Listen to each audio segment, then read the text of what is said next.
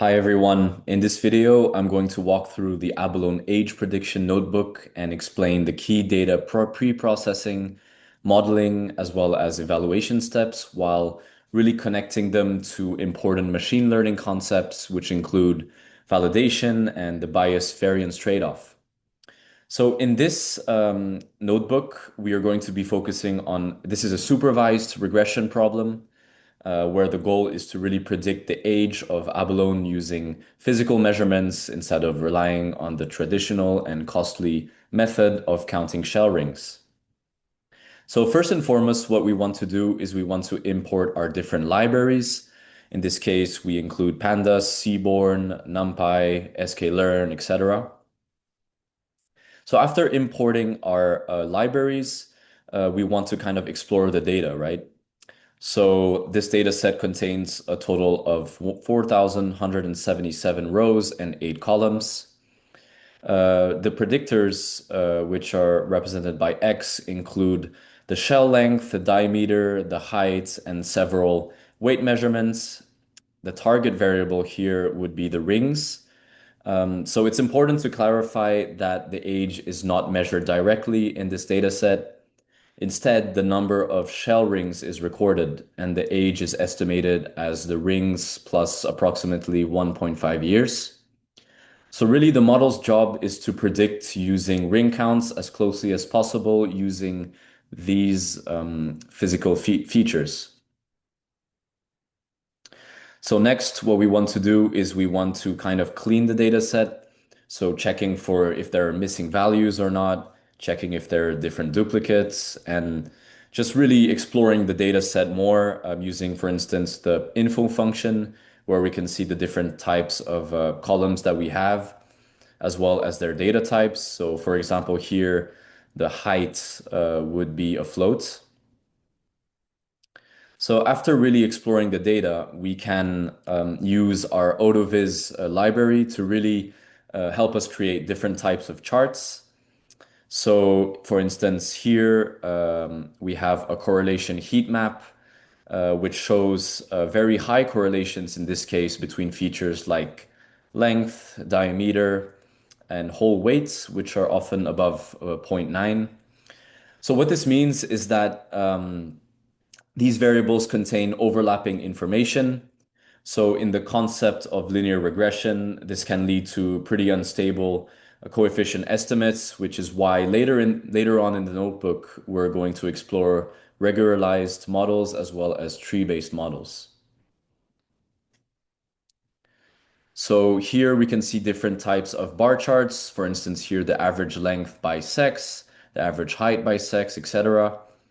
And above here, we can see a pretty upward trend for each scatter plot. For instance, here, this shows us that as length and weight increase, the number of rings generally increases.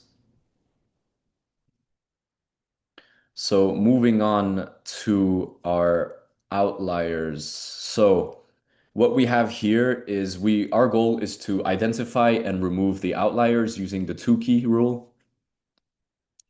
So here, after removing them, we can really check the outliers using a box plot. So here we can see that the box shows the middle range of ring values, which are around, let's just say 9 to 10 rings, which represents a typical abalone age.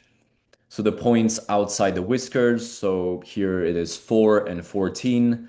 The values outside of that represent the extreme values, such as either very young or very old abalones. So these cases are pretty rare and can badly influence regression models. So because of this, we apply the Tukey rule to remove those extreme values so that the model can really focus on the most common and representative ages. So moving down, we have here, we're going to move on to the feature importance part. So the goal here would be to really is to know which variables are most important to predicting age.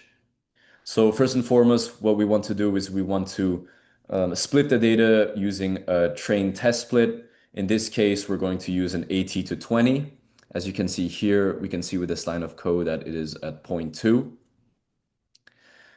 So this step is actually very critical for validation because it really allows us to evaluate model performance on data the model has never seen before. When we move below, we can see that we use a standard scaler, which is really the goal of that would be to ensure that variables like the weight or length are on the same scale. And without that, different models could perform inconsistently. So this feature importance horizontal bar chart comes from the random forest regressor from what we did here. So from what we can see that the shell weight has the highest importance, followed by the shucked weight and then the whole weight. So this means that shell-related weight features play the largest role really in predicting age. So next, what we are going to do is we're going to move on to comparing actual versus prediction plots. So these plots, as you can see here, represent different types of regression models. For instance, here we have the multiple linear, here we have lasso, ridge, and other types of regressions. So ideally, all points would lie on a straight diagonal line. So in this case, we can see a pretty strong upward trend showing that the model really captures the overall relationship. So what we have here is we have a different evaluation metrics, which include the mean squared error, the mean absolute error, and the R squared. So the mean absolute error really tells us how far off the predictions are on average in terms of rings. The mean squared error penalizes larger mistakes more heavily, and the R squared shows how much of the variation in abalone age the model can explain. So based on these metrics and comparing the different metrics in each regression, we can conclude that it is the multiple linear regression that performs the best overall because it has the highest R squared as well as the lowest MSE. So really, to conclude it all, these results really show that machine learning can give a useful age estimates without needing to cut the shell. Even if a prediction is off by one ring, it can still be helpful when making decisions across large numbers of abalones. And overall, this notebook shows really an example of a full machine learning process from in the beginning, exploring the data to training models and then comparing the results from what we did at the end.